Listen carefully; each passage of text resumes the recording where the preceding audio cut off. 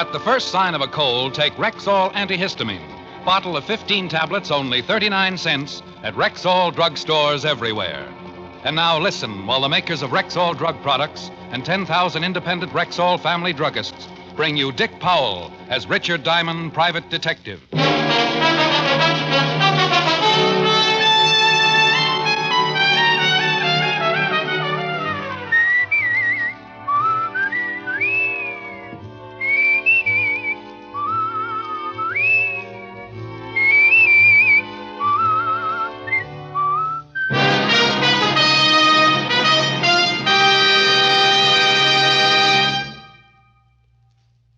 Good health to all from Rexall.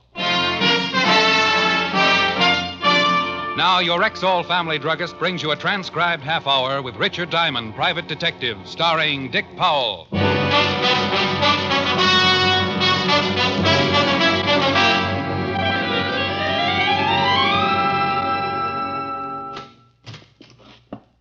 Mr. Diamond?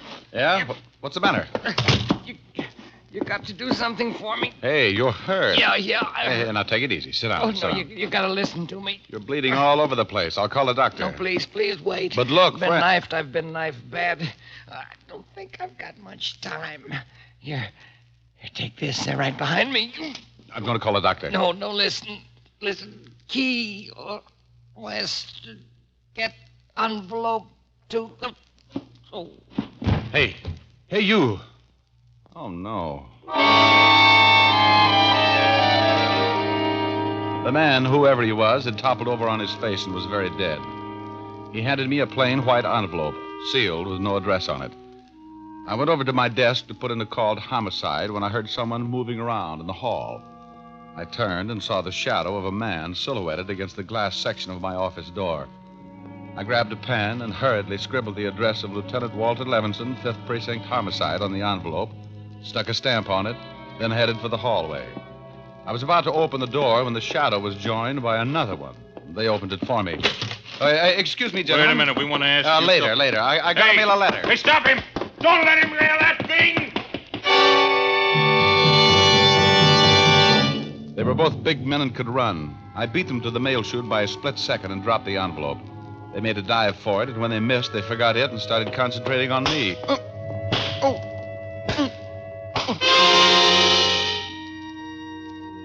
Diamond? Mr. Diamond? Mr. Diamond, please try and sit up. What in the world happened to you? Oh, where are your wings, honey? You look as though someone had beaten you up. No, don't be silly. It's the latest thing. Hey, I'm back in my office. I found you lying here. You want me to call a doctor? No, call homicide. Is someone dead? Certainly. That guy right over... What guy? Oh, dandy. Well, honey, there was a guy. In fact, he was lying just about where I'm lying, and he was dead. Look, you can see the blood. I thought that was your blood. Oh. Rather than try and convince you, maybe you'd like to tell me why you came up to see me. Well, my name's Nancy Lang. I want to hire you. To do what? I'm giving a big party tonight, some very wealthy guests. I just want someone around to keep an eye on things. Well, I'd like to help you, but I've got a bit of a problem with a missing body. Oh, well, that's too bad. I was prepared to pay you $500 for the evening. $500? Well, so a body gets lost. Who wants to hunt a corpse when he can attend a perfectly good party?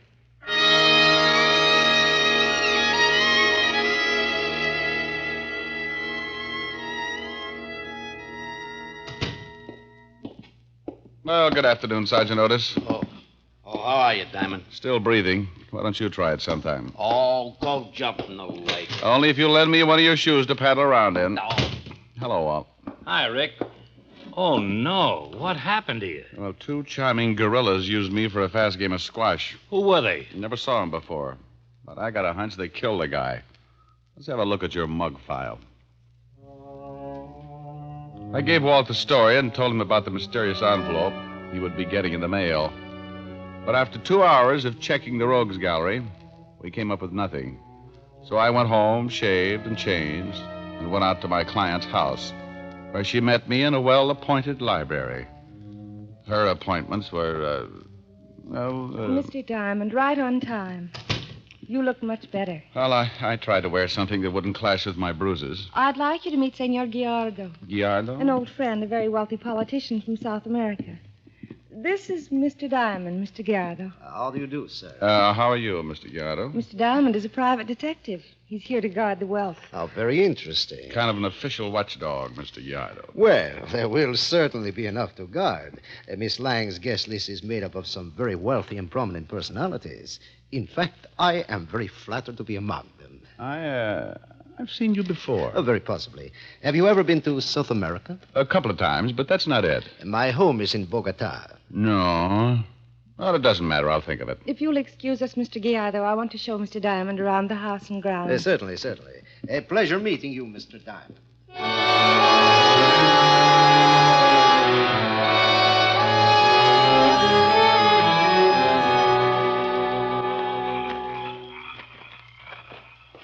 The house was my father's. He died several years ago. He used to love this garden. It's beautiful. Smell the jasmine? Yes.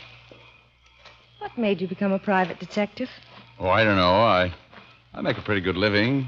My own boss. I was a cop for a long time. I like to work. And that's quite a fountain. Trying to give Rockefeller Center competition? It looks beautiful with the lights on. There. Yes, it certainly does.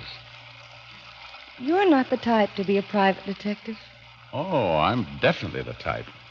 Sure, like everything else, it gets dull sometimes, but when things start popping, it can get pretty interesting. Like this afternoon? Getting beaten up?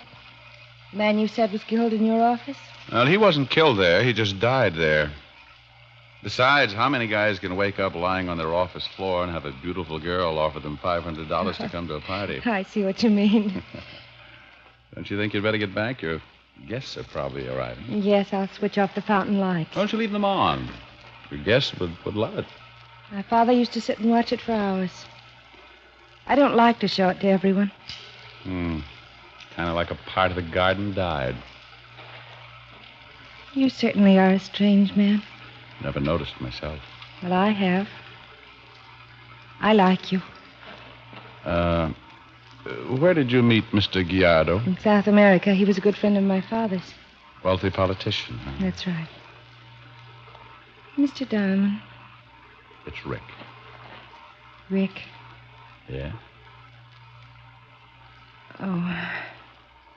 I think we'd better go back to the party.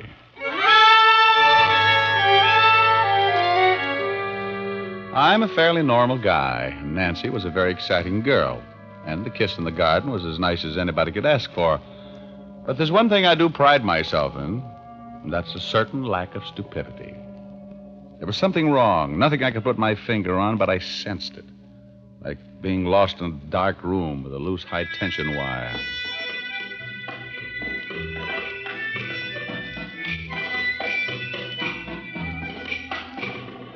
I circulated around, and nothing out of the ordinary happened.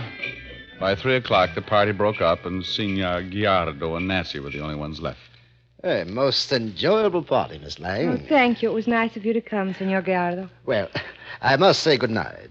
Have you remembered where you have seen me before, Mr. Diamond? Well, not yet, Mr. Gallardo. Oh, it's too bad. Thank you again for a charming evening, Miss Lang. Good night, Mr. Diamond. Good night. Good night. Oh, I'm exhausted. A little beat myself. You want some coffee? Love it.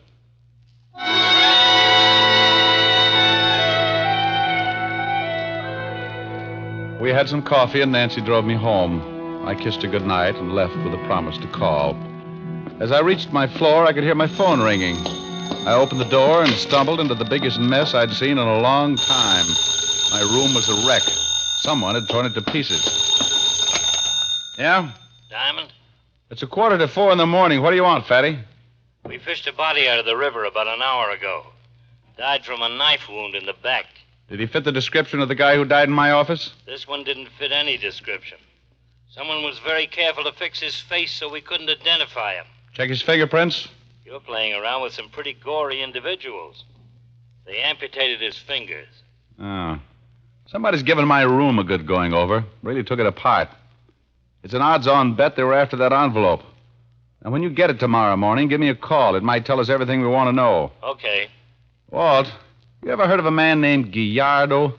South American, supposed to be mixed up in politics? No, why? Nothing. I met him at the party tonight, and Hey, what's the racket? You met this guy at a party and what? Rick, what's the matter? Rick! Who is this? This is Lieutenant Levinson. Who is this? Mr. Diamond is unconscious. What? And if you ever want to see him alive again, listen carefully. Okay, go ahead. From Mr. Diamond's conversation, I understand you are to receive the envelope. When you do, go directly to the Staten Island ferry. Ride on it, all day if necessary. A man will meet you and pick up the envelope. Be alone. Do not notify the police, or Mr. Diamond will surely die. And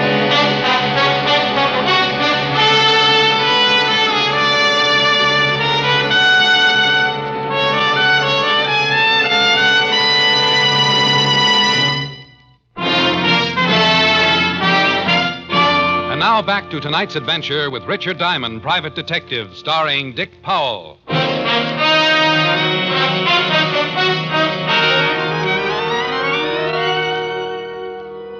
someone had sapped me and sapped me good. I had a dull, throbbing headache, and when I began to find my way back to consciousness, I felt my coat pulled off and my right shirt sleeve rolled up. There was a sharp pain in my upper arm, and several seconds later, my headache disappeared in a surge of heat that spread out over my back and shoulders. I tried to fight it, but it was like being on a sinking ship, trying to crawl back up the slanting deck. The ship dragged me down, and I swallowed up in the black water.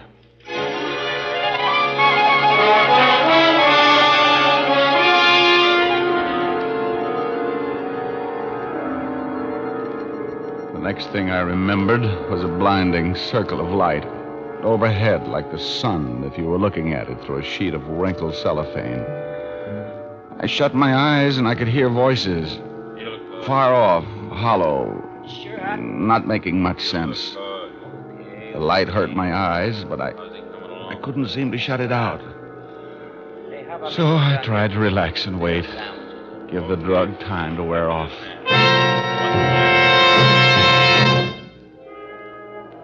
After what seemed like hours, the voices began to make sense. The light was easier to look at. It was just a plain ceiling lamp. Hey, you want a sandwich? As the feeling in my fingers began to return, I realized I was lying on a bed. There's a restaurant on the corner. I won't be more than 10 minutes. The other man had promised to be back in 10 minutes, so I had to do something in a hurry.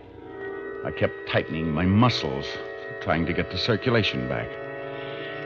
I had to make a try. I wasn't sure of my strength, but I had to try. I rolled off the bed. Hey, coming out of it, huh? Trying to break your neck? He leaned down to pick me up, and I hit him just below the Adam's apple with the side of my open hand. The man choked and turned blue. He grabbed for his shoulder holster, and I kicked out with both feet.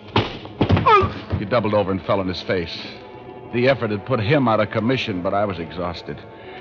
I grabbed his gun, staggered for the door. But getting out of that room was like wading through an acre of glue.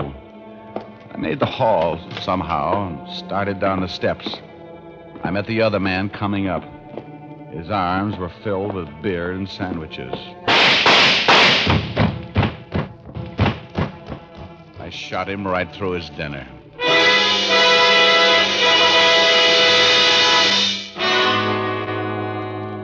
Feel better? Yeah, Walt. A little more coffee, huh? You really had a rough time.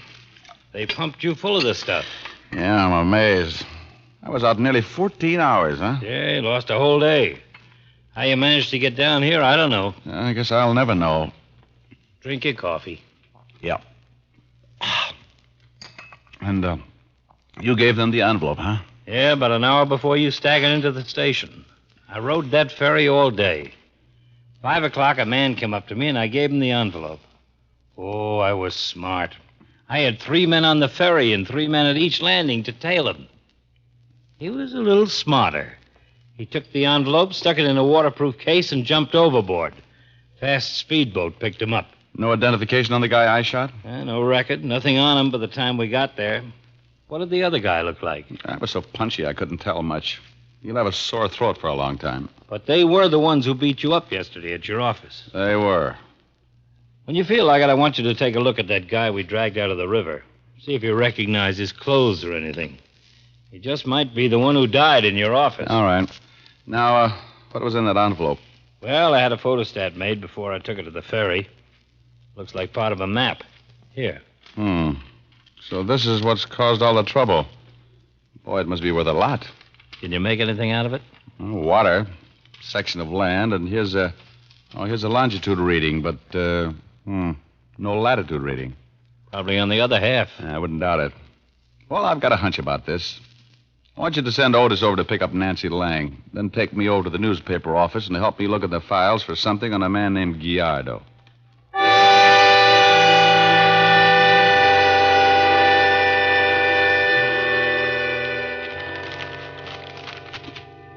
You know what you're looking for? Yeah, this guy Gallardo, Senor Gallardo. I know I've read about him or seen his picture. Hey, Walt. You find something? Yeah, here he is. But his real name isn't Gallardo, it's Ortiz. Yeah, look at those headlines. Julio Ortiz assassinated. Rebel leader killed after plot to take over government fails. Yeah, listen to this. Ortiz was expecting a large amount of American dollars to finance his army. Although the rumor is not confirmed, it was reported that Ortiz shipped $1 million in gold bullion to someone in the United States. The plane was supposed to have crashed, and it is interesting to note that the recent plane crash in which 2 American pilots escaped, John Bishop and Bernard Combs, were found floating off Key West. Key West? Holy smoke, that's what the guy in my office tried to tell me. He said Key West before he died. Hey, Walt, don't you see? Ortiz is still alive. Maybe those 2 pilots double-crossed him. He hid the gold. That's what that map is all about. I'll lay 8 to 5 that man you've got down in the morgue is one of those pilots. John Bishop or Bernard Combs. I'll have the FBI send us the files on both those guys. If one of them is John Bishop or Bernard Combs, we won't need fingerprints nor a face. We'll check their dental records, birthmarks. Let's get back and see if Otis has got the lovely Nancy Lang.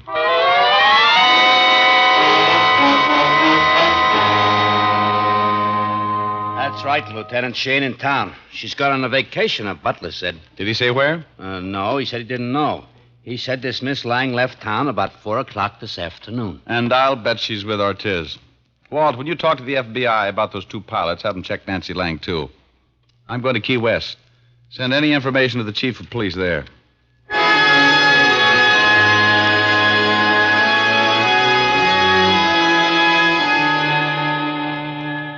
I'm glad to know you, Diamond.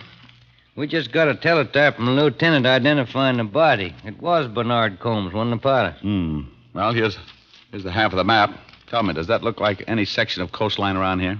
Well, now, that's hard to say. I'll have it checked. You ever heard of a man named John Bishop? He's the other pilot. Oh, sure. When them 2 boys was found floating around, they brought them into Key West. Mm-hmm.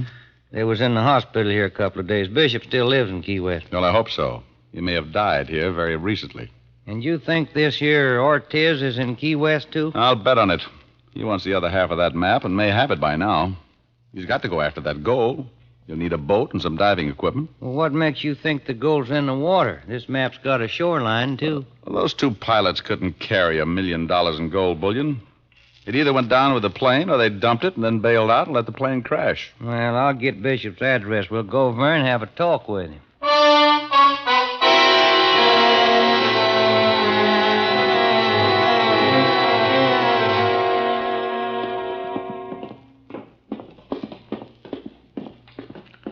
He's on the next floor. Oh, I hope you're right. Well, that's where he's been living.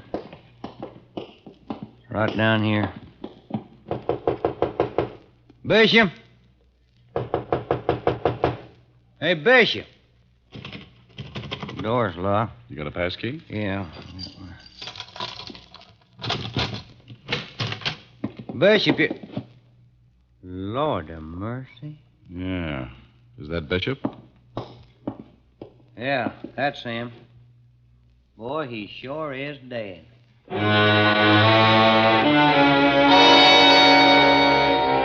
Well, that accounted for the two pilots. So now all we had to do was find Julio Ortiz. It figured he now had both sections of the map, and his next move would be to hire a boat and diving equipment. There weren't many places in Key West where a man could rent a boat and diving equipment. So the chief rounded up his men, and we all started checking. It didn't take long. No, Captain. Party hiding my ship ain't come back yet. We ain't due to sail for now. What did the party look like? Pretty girl. Can't figure what she wants to go diving for, but I just ran him to keep my mouth shut. Probably Nancy Lang.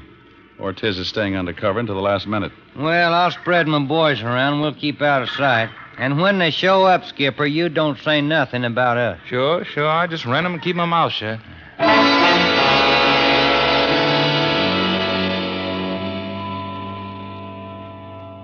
About ready for that boat to sail. Well, they'll wait till the last minute. Just imagine $1 million in gold, just like a pirate story. Not enough killings mixed up with it to be one. Hey, hold it. Is that them? That's Nancy Lang. But Ortiz isn't with her. Who are them two fellas? I've never seen them before. Some of Ortiz's men. They're probably checking to see if everything's clear before Ortiz comes aboard. We got as close to the schooner as we could and waited. The two men walked over and checked the diving equipment while Nancy Lang went below. We kept waiting, and still Julio Ortiz didn't show. Hey, they started engine. I don't see Ortiz anywhere. They're casting off. We better take him. Yep.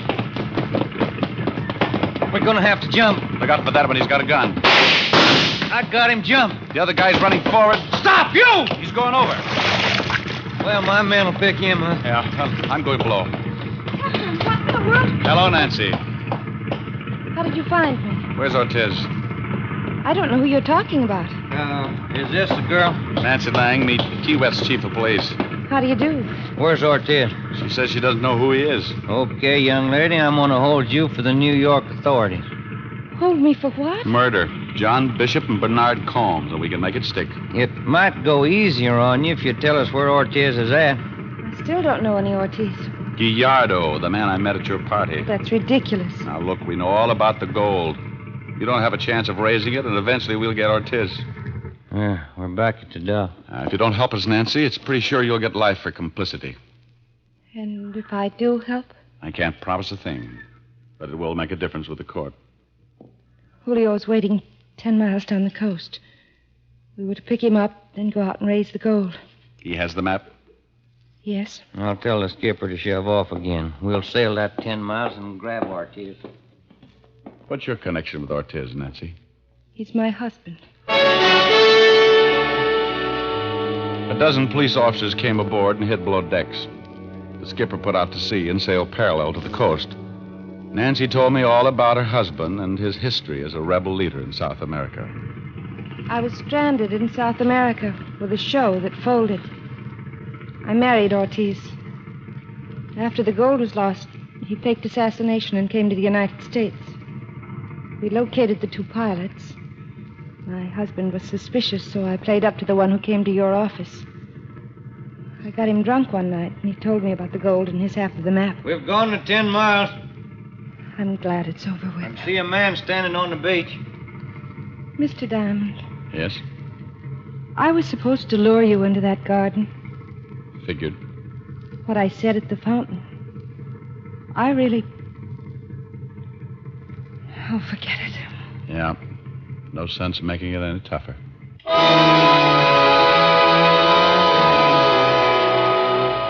We pulled into a cove and got as close to shore as possible. Then we swung a dinghy over the side. The chief and I climbed in behind Nancy. We kept our hats down over our faces and hoped Ortiz wouldn't notice until it was too late. We both rowed and kept our backs to him.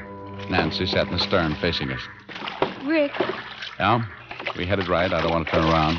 you're headed all right. Rick, my husband, has always been good to me. Well, I'm glad he was good to somebody. He sure made a mess out of a couple of guys I can think of. But he was good to me. Hey, we're nearly there. Hello, darling. Hello. Julio, Yes? the police are with me. Why, you stupid little... He's running for it. Stay with the girl. Let him go. My men will pick him up. I got a score to settle. Ortiz, stop! Okay. Well, that makes the assassination permanent.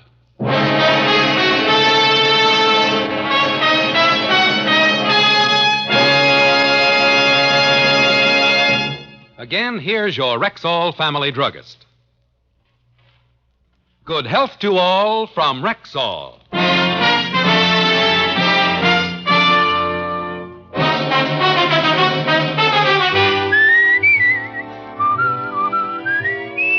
Richard Diamond, Private Detective, stars Dick Powell in the title role and was written by Blake Edwards with music by Frank Worth. Dick Powell may currently be seen in the Metro-Goldwyn-Mayer production, Right Cross, in which he co-stars with June Allison and Ricardo Montalban. Featured in tonight's cast were Barton Yarborough, Barney Phillips, Virginia Gregg, Wilms Herbert, Arthur Q. Bryan, and Lou Krugman. Richard Diamond, Private Detective, is transcribed in Hollywood by Jaime Del Valle.